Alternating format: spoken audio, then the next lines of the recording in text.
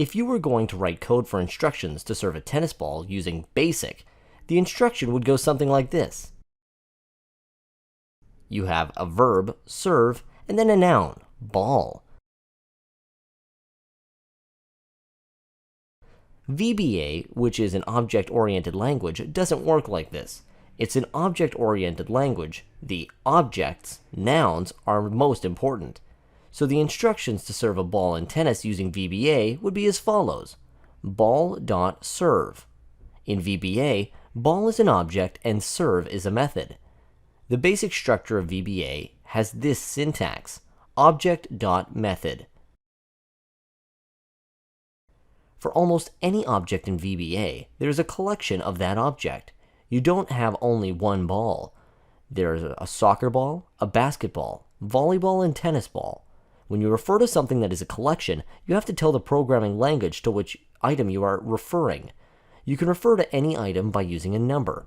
The only difference between an object and a collection is that you have to add an SI to the name of the object. For example, if the tennis ball is the fourth ball, you could type balls4.serve. A better way to do this is to use a name for the object in collection instead of a number. Balls_tennis.serve. You could also add some parameters to the method. Balls_tennis.serve direction right. Some methods simply act on their own.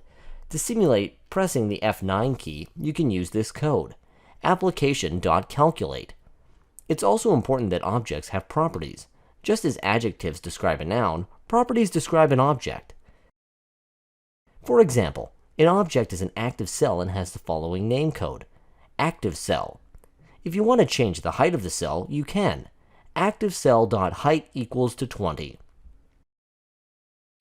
This can be very confusing because a property is similar to method, but don't worry if it all seems very confusing right now.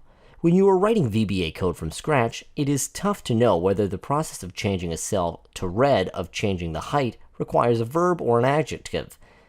Is it a method or a property? This is where the macro recorder is especially helpful. When you don't know how to code something, you record a short little macro, look at the recorded code, and figure out what is going on. Also, Excel VBA is extremely useful. You can highlight any word of any line of code. For example, active cell. By pressing F1, you will see the help topic for the active cell object. Now it's time to record a macro and see whether it makes more sense now that you know about objects, properties, and methods. Return to Excel.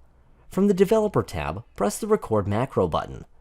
OK. First, select a range of cells, for example, from D10 to G20. Make them bold. Then color the background with yellow color. Change also the font color to red, and lastly change the font size to 10.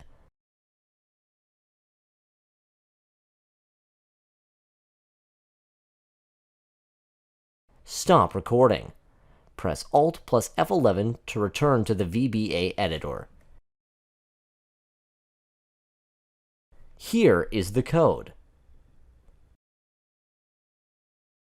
The substatement defines the name of the macro, which is macro1. These line codes with green font color are comments. To let Excel VBA know that you want to insert a comment, precede the text with an apostrophe. This line selects the range from D10 to G20. Do you remember the objects.method basic VBA syntax? Well, range is the object and select is the method. The next line makes the font bold. Font.bold is a property. The following lines of code change the background of a cell to yellow. We will learn the with-end with statement in the next lesson. These Excel Solid or Excel Automatic are constants that are predefined in Excel VBA. We will talk about constants in the following lessons. These lines change the font color to red, and these change the font size to 10. Generally, a macro runs quickly. You start it, and less than a second later, it is done. If something goes wrong, you do not have an opportunity to figure out what the macro is doing.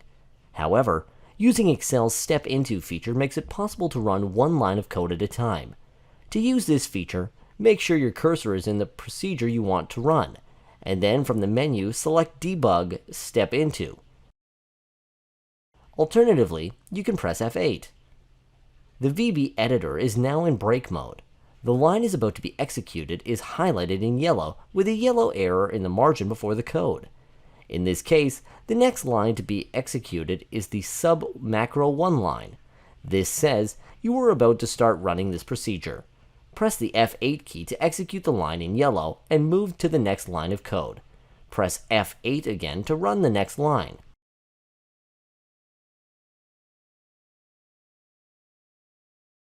If you switch to Excel by pressing Alt plus Tab, you will see the execution of the macro. In a later lesson, we will see more debugging options. That's it for today. I hope you understood the basic structure of the VBA language. I want to thank you for watching this lesson, and we'll see you in the next lesson.